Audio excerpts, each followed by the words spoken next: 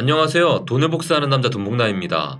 이거 참 우리가 우려했던 상황이 펼쳐지자마자 시장이 바로 반응하고 비트코인은 하락세를 쏟아냈습니다. 지금은 정말 거시적인 경제 흐름이 중요합니다.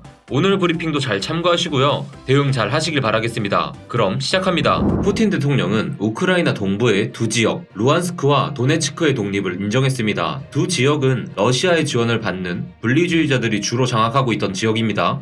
독립을 인정한 이후 푸틴은 이 지역들로 군대 이동을 명령했습니다. 평화유지군이 도네츠크와 루안스크에 진입하도록 요구했지만 구체적인 임무가 무엇인지 아직 불분명합니다. 1시간 동안 방송된 연설에서 푸틴은 나토와 미국에 대한 역사적인 불만을 표출하고 러시아 안보를 위협하는 적대적인 활동에 대해 서방 정부들을 비난했습니다. 푸틴 대통령은 오래전에 내려야 했던 결정을 내리고 도네츠크 인민공화국과 루안스크 인민공화국의 독립과 자주권을 즉시 인정하는 것이 필요하다고 생각한다고 말했습니다. 분리주의 지역의 갈등은 러시아가 흑해반도인 크림반도를 불법 합병한 직후인 2014년에 시작되는데요. 미국과 유럽 동맹국들은 푸틴 대통령이 우크라이나의 분리주의 지역을 인정한 것이 러시아 침공의 서곡이 될 수 있다고 경고했습니다. 백악관은 월요일 밤 푸틴 대통령이 우크라이나 동부의 분리된 두 지역의 독립을 승인하기로 한 결정에 대한 대응으로 이 지역에 여러가지 제재를 가했습니다. 바이든 대통령은 우크라이나 도네츠크와 루안스크 지역에 대한 미국인의 새로운 투자, 무역 및 자금 조달을 금지하는 행정명령을 서명했습니다. 젠 샤키 백악관 대변인은 성명을 통해 이러한 조치는 러시아가 우크라이나를 추가로 침공할 경우 동맹국 및 파트너와 준비해온 신속하고 가혹한 경제조치와는 별개임을 밝혔습니다. 바이든 행정정부 고위관리는 푸틴 대통령의 연설을 전쟁을 정당화하기 위해 러시아 국민에게 보내는 연설이라고 규정하며 이렇게 말했는데요. 이것은 러시아의 안보에 대한 연설이 아닙니다. 이는 주도적이고 독립적인 우크라이나라는 개념 자체에 대한 공격이었습니다. 그는 자신이 역사적으로 우크라이나를 러시아의 일부로 보고 있다는 점을 분명히 했고 가능한 군사행동을 변명하기 위해 고안된 것으로 보여지는 여러가지 잘못된 주장을 했습니다. 이에 관해 우리는 추가 제재 조치를 취할 예정이며 러시아가 또 다른 행동을 하면 그에 대한 추가 대응이 다시 있을 것입니다. 지금까지 그렇게 처리했고 앞으로도 그렇게 처리할 것입니다. 분리주의 세력은 우크라이나 동부 도네츠크와 루안스크 지역을 모두 자신의 영토라고 주장하지만 이 지역의 3분의 1만 통제하고 있습니다. 그리고 최근 우크라이나 동부 지역은 포격 활동이 발생하면서 긴장이 가중되고 있는 상황입니다.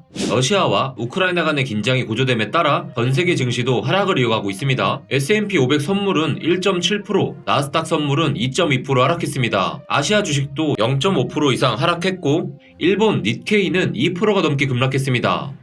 한편 유럽 동부가 전쟁 위기에 놓인 상황 속에서 유가는 7년 만에 최고치로 급등하고 금과 같은 안전자산도 랠리를 이어가고 있습니다.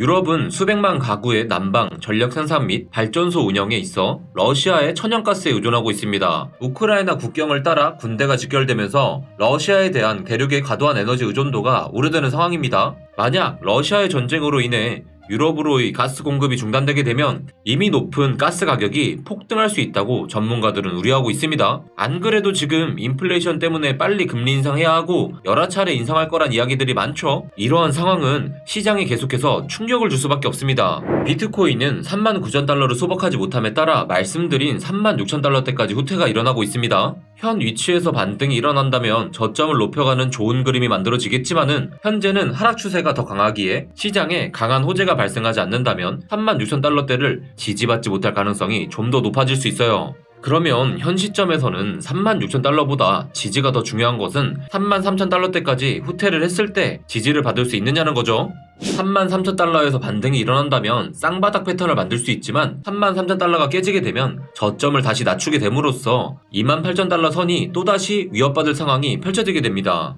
비트코인 선물 차트도 중요하다고 말씀드린 빨간색 최선이 깨짐에 따라서 33,000달러까지 후퇴할 가능성이 높아진 상황이죠. 선물 차트의 경우는 스토캐스틱 RSI가 빠르게 하락하는 과정이 있습니다. 현재의 가격을 저점 매수의 기회로 삼으시는 분들은 지금 당장보다는 비트코인 일봉 차트의 스토캐스틱 RSI가 바닥을 치고 안정을 되찾을 때까지 결정을 보류하는 것이 더 좋을 수도 있습니다. 테더 도미넌스는 1월 22일의 고점에 근접한 상황입니다.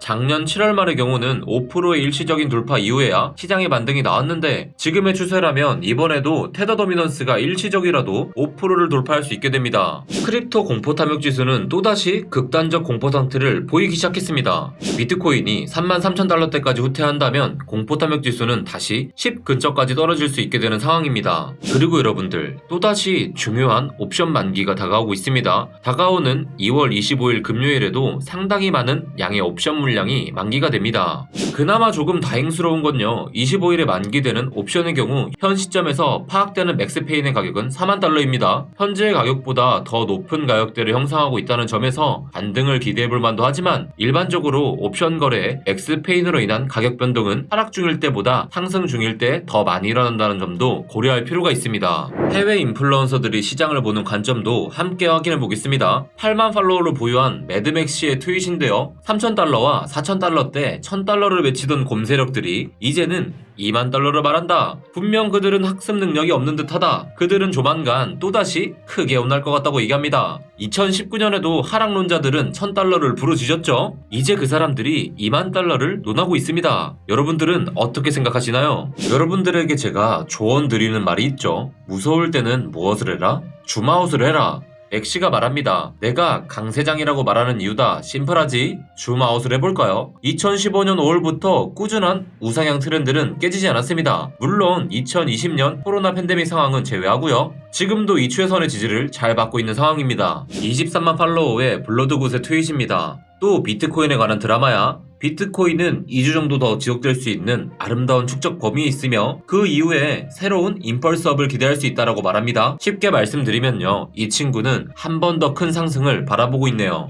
요즘 계속되는 하락에 많이 힘들고 지루하시죠? 더 리틀 호들러 작가 리나 세이시의 트윗입니다. 당신들이 지금을 하락장이라고 말한다면 분명 여기 신임일 것이다라 이렇게 얘기하는데요. 그러니까 이 트위터는 얼마 투자 안 한 신참들이나 지금의 상황을 걱정한다라고 이야기하는 것 같네요. 만화를 보시면 신입 친구가 자랑이라도 하듯 이 약세장은 3개월 동안 계속되고 있어. 내가 얼마나 많은 고통을 겪었는지 믿을 수 있겠어? 라고 이야기하는데 그걸 본 베테랑 투자자가 너한텐 힘든 일이었겠지 라고 무시하듯 신참 코리니한테 이야기하네요. 제가 이 차트를 보여드리면서 자주 말씀드렸죠. 비트코인의 악랄한 무빙에 대해서 말이죠. 잘 보세요. 야, 24%가 빠지고 44%가 오르고 39%가 빠지고 65%가 오르고 63%가 빠지고 170%가 올랐습니다.